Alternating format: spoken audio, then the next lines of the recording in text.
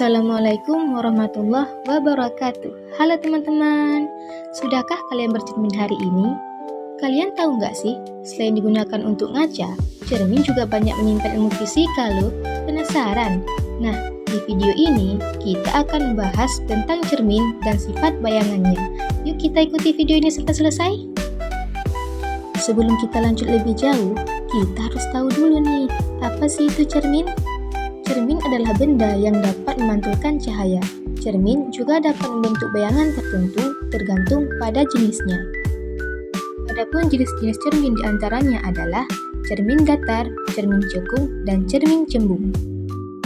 Oke, sekarang kita bahas cermin yang pertama, yaitu cermin datar. Cermin datar adalah cermin yang memiliki permukaan pemantulan datar dan lurus. Cermin ini memantulkan cahaya dengan arah yang teratur, sehingga membentuk bayangan benda dengan karakteristik tertentu. Contohnya, cermin di kamar mandi, dan lain sebagainya. Bayangan yang terbentuk pada cermin datar mempunyai beberapa sifat. Yang pertama, bayangannya tegak alias tidak terbalik. Yang kedua, ukurannya sama besar dengan benda aslinya. Yang ketiga, bayangannya bersifat semu, artinya bayangan itu hanya terlihat tapi tidak bisa ditangkap di layar. Yang keempat, bayangannya terletak di belakang cermin. Dan yang terakhir, jarak bayangan sama dengan jarak benda terhadap cermin. Meskipun terlihat simpel, cermin datar juga mempunyai rumus, yaitu yang pertama, jarak bayangan sama dengan jarak benda, atau bisa ditulis S sama dengan S aksen. Yang kedua, tinggi bayangan sama dengan tinggi benda, atau bisa ditulis H sama dengan H aksen.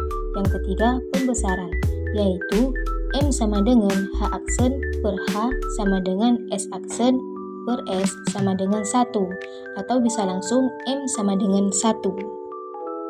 Kita lanjut ke cermin yang kedua, yaitu cermin cekung. Cermin cekung adalah cermin dengan permukaan pemantul yang melengkung ke dalam, seperti bagian dalam sendok.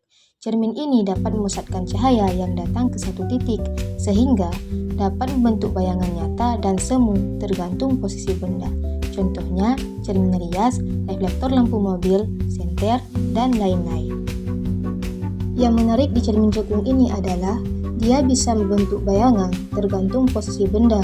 Jika benda dekat di antara cermin dan titik fokus, maka bayangan yang dihasilkan adalah bersifat tegak, diperbesar, dan semu. Jika benda jauh melebihi titik fokus, maka bayangan yang dihasilkan adalah bersifat terbalik, dapat diperbesar atau diperkecil, dan nyata.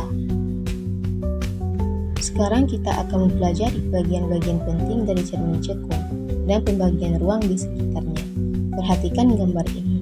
Garis horizontal yang memanjang dari kiri ke kanan disebut sumbu utama. Ini adalah garis lurus yang melewati pusat kelengkungan dan titik fokus cermin. Di bagian kanan gambar, kita bisa melihat bentuk cermin cekung. Sisi yang memantulkan cahaya disebut depan cermin, sedangkan sisi sebaliknya disebut belakang cermin. Titik O adalah titik pusat optik, yaitu titik tengah dari permukaan cermin.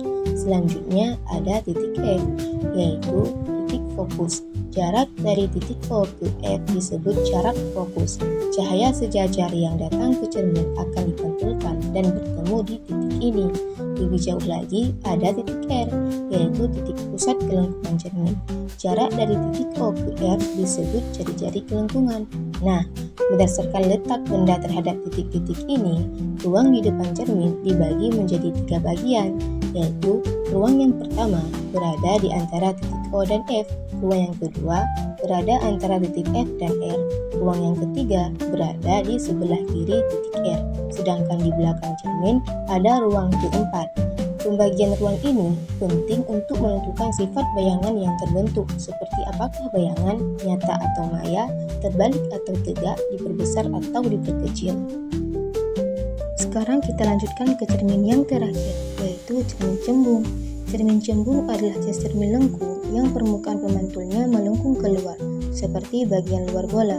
Cermin ini bersifat menyebarkan cahaya atau divergen, sehingga sinar-sinar pantulnya terlihat berasal dari satu titik fokus di belakang cermin.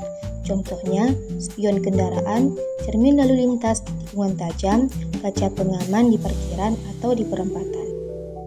Bayangan yang dibentuk oleh cermin cembung bersifat tetap, yaitu yang pertama bersifat maya atau tidak bisa ditangkap di layar, yang kedua tegak, yang ketiga diperkecil lebih kecil dari benda, yang keempat terletak di belakang cermin. Sama halnya di cermin cekung, kita juga akan pelajari bagian-bagian penting dari cermin cembung. Perhatikan gambar ini. Garis lurus di tengah disebut sumbu utama, yaitu jalur sinar cahaya utama yang kita pakai sebagai acuan. Cermin cembung punya bagian depan yang melengkung keluar. Di sepanjang sumbu utama, kita bisa lihat ada titik fokus yaitu F dan ada titik pusat kelengkungan yaitu R. Berbeda dengan cermin cekung, di cermin cembung, titik fokus dan titik pusat kelengkungannya berada di belakang cermin. Artinya, sinar-sinar pantul akan seolah-olah datang dari titik-titik ini, bukan benar-benar melewatinya. Ruang di sekitar cermin cembung juga dibagi. Ruang pertama berada di depan cermin dekat dengan permukaan. Ruang kedua dan ketiga berada semakin jauh dari cermin, dan ruang keempat berada di belakang cermin. Tapi, yang harus diingat di sini adalah pembagian ruang pada cermin cembung tidak mempengaruhi sifat bayangan. Karena apapun posisi benda, dekat atau jauh dari cermin, bayangan yang dihasilkan akan tetap sama.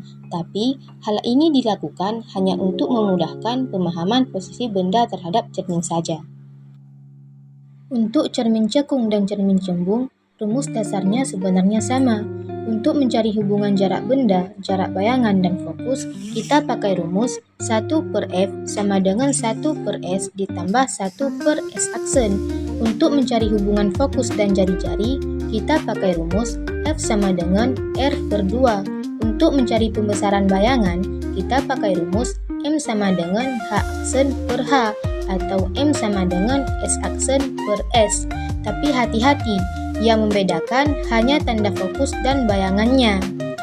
Jadi, rumusnya bisa sama, tapi hasil akhirnya juga bisa berbeda. Nah, untuk lebih jelasnya, kita bisa lihat tanda konversi cermin cekung dan cermin cembung dalam tabel berikut. Ada beberapa besaran penting yang harus kita perhatikan, yaitu fokus, jarak benda, jarak bayangan, dan pembesaran. Yang pertama, fokus.